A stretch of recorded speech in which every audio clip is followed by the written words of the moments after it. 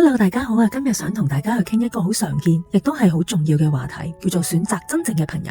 文章內容就係話啦，有一日晚上，我收到一位年輕女孩嘅郵件，佢覺得自己患有抑鬱症，亦都充滿咗自卑感，並且對人生非常之不滿。佢揾唔到自信嘅來源，亦都維持唔到正向嘅狀態。如果強迫自己樂觀嘅話，咁樣只會令到佢更加難受。同佢傾過之後，我就發現佢身邊嘅朋友不斷向佢灌輸咗好多惡意嘅諗法。又例如你好醜，你好白痴啊，你咁樣會令到大家蒙羞啊，等等呢啲嘅說話。而呢啲說話完全忽略咗佢嘅價值，慢慢一點一滴咁改變咗佢對自己嘅睇法。如果有人總係唔尊重你，不斷係咁講你嘅缺點嘅話，你真係會慢慢將佢嘅睇法變成咗自己嘅樣。其實我哋腦海裏面有好多諗法，本來就唔屬於我哋自己嘅。小時候人哋話俾我哋知乜嘢路適合我哋，乜嘢路唔適合我哋。長大之後呢啲話就紮根咗喺自己心入面，慢慢變成我哋現實嘅自己啦。最好嘅方法其實就去認識新嘅朋友圈，尤其當原本嘅圈子唔願意去改變嘅時候，一旦離開嗰啲消耗你嘅人，遇見真正明白你自己嘅朋友嘅時候，你就能夠重拾對自己生命嘅信心啦。學會簡化朋友圈，只留低嗰啲能夠為你生命加分嘅人。朋友嘅數量少啲，反而代表更加好。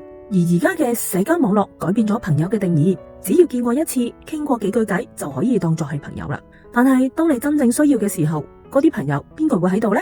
而家有好多嘅友誼冇太深嘅感情基礎，都係一齊出嚟食下飯啊，狂歡一下啊，購物啊，或者傾下八卦咁樣。呢啲熱鬧往往只會拉低一個人嘅頻率，好多友誼只係短暫嘅互利。我哋可以一齊玩，但係唔一定願意陪你渡過難關等等。佢哋唔係壞人，只係唔能夠共患難啫。我哋可以問問自己，當你變好嘅時候，邊一個朋友係真心為你開心呢？佢哋會鼓勵你前進，幫你成長嗎？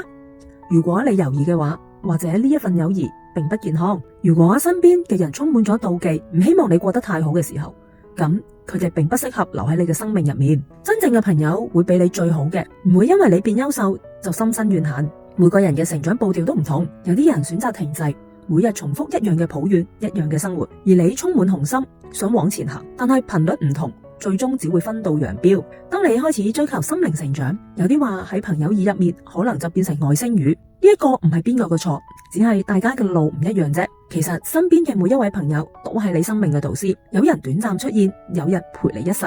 比起身邊嘅朋友走得快，專注自己嘅人生唔係錯事。如果有人冇跟上你嘅腳步，亦都冇關係。生命自有安排，真正同路嘅人遲早都會同你相逢嘅。願你能夠擁有真正照亮你嘅朋友。多謝大家收聽，拜拜。